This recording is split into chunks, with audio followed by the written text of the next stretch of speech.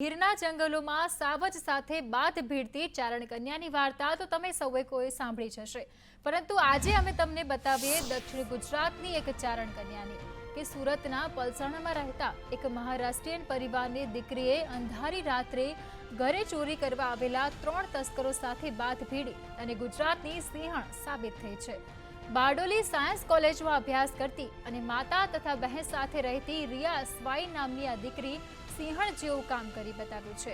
મોડી રાત્રે જ્યારે રિયા વાંચતી હતી ત્યારે ઘરમાં અંધારપટ કરીને ચોરી કરવા આવેલા હથિયારધારી 3 ચોર સામે બાથ ભીડી પોતે ઈજાગ્રસ્ત થઈ, પરંતુ માતા અને નાની બહેનને ખરોચ પણ ન આવવા દીધી।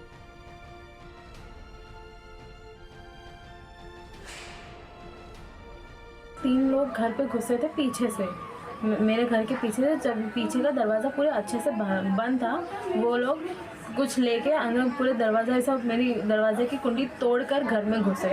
और फिर उसमें से एक बंदा, मैं जगी हुई थी तो फिर मैं पढ़ रही थी बैठ के, तो उसमें से एक बंदा आया और फिर उसने मेरे को देखा तो फिर उसने सीधा वो बेड पे चढ़ गया और फिर उसने मेरे गले पे चाकू रख दी।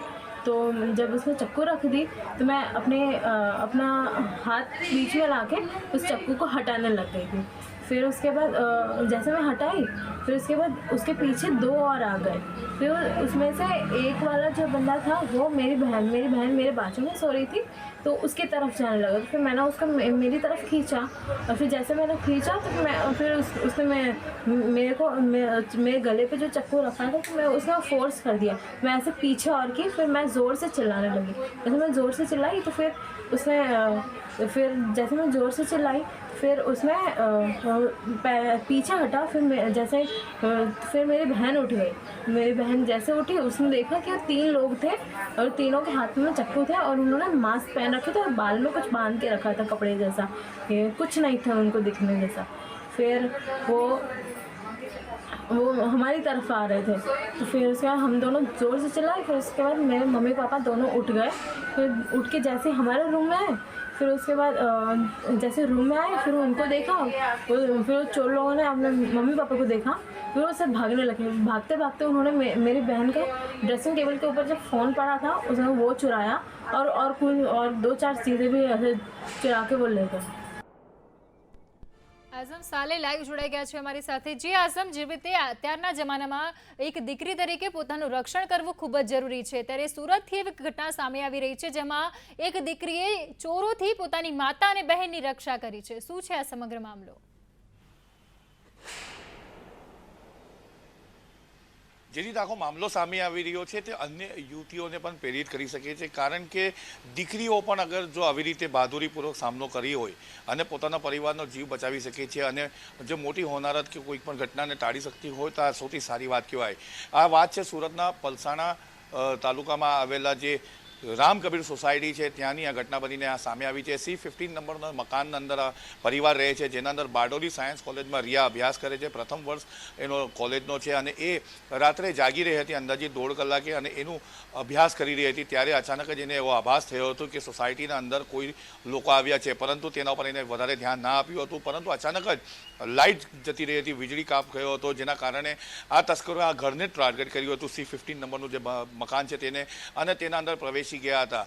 અવાજ આવ્યો હતો, રિયા એકદમ જાગૃત હતી કારણ કે એને સેલ્ફ ડિફેન્સનો કોર્સ કર્યો હતો, એટલે એ તૈયાર હતી તેમનો સામનો કરવા માટે, પણ એને ખબર ના હતી પ્રથમ દ્રષ્ટિએ કે કુલ કેટલા લોકો છે અને કઈ દિશામાંથી પ્રવેશ કરી રહ્યા છે। માત્ર અવાજથી અંદાજો આવ્યો હતો કે કયા દિશામાંથી આવી રહ્યા છે।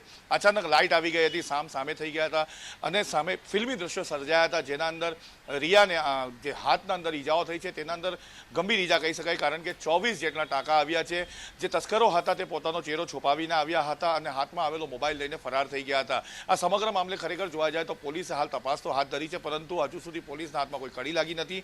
પરંતુ આ દીકરીને સલામ છે કે મર્દાની રૂપ એનું સામે આવ્યું છે, જેના કારણે એના પરિવારને બીજી કોઈ ઘટનાનો સામનો કરવાનો વારો નથી આવ્યો। જી આઝમ, આભાર સમગ્ર માહિતી બદલ।